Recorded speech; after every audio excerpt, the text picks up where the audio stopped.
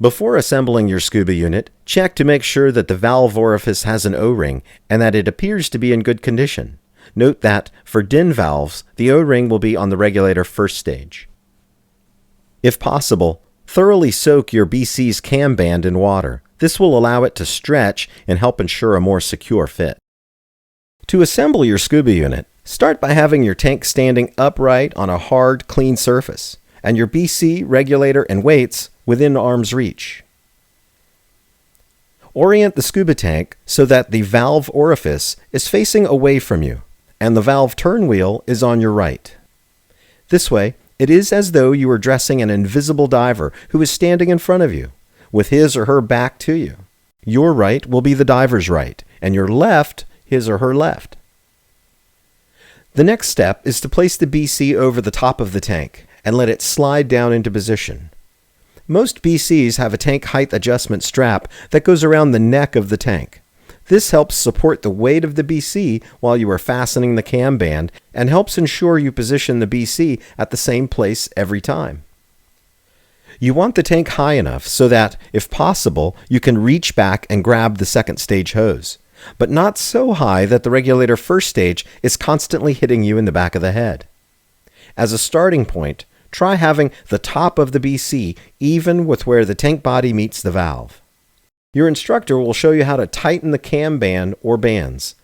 After doing so, you will want to check to make sure the band is sufficiently tight. Reach down, take the cam buckle firmly in hand, and try sliding it up and down along the tank. If it doesn't move, or it moves very, very little, the cam band is most likely tight enough. If you're able to move the cam buckle up and down, however, you need to tighten it again. Now you are ready to attach the regulator. Start by removing the dust cap from the first stage. If your first stage has a DIN connector, inspect the O-ring for damage or wear and replace if needed. Orient the first stage so that the yoke screw or DIN connector is pointing towards you.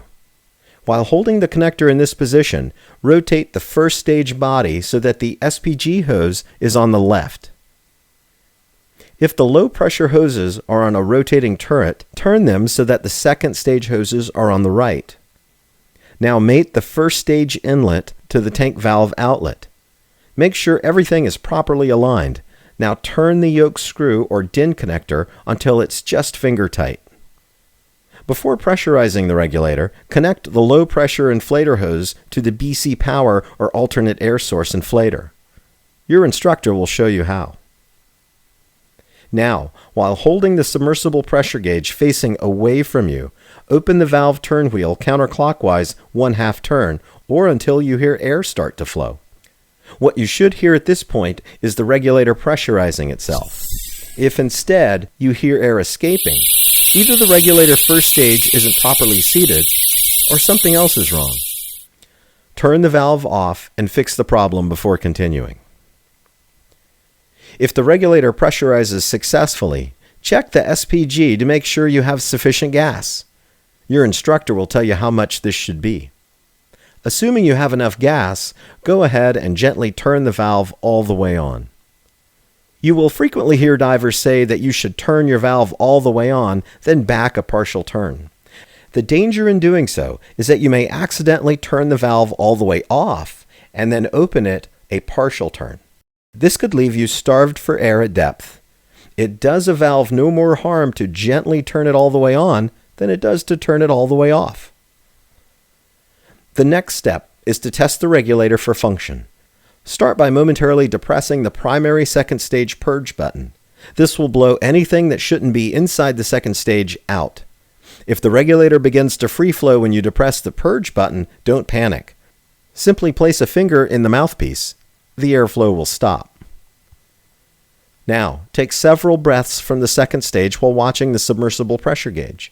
The regulator should be nearly as easy to breathe from as breathing normal air, and the pressure gauge should hold its reading and not fluctuate. If the regulator does not breathe easily, alert your instructor. Assuming the primary second stage checks out okay, repeat the process with the alternate air source.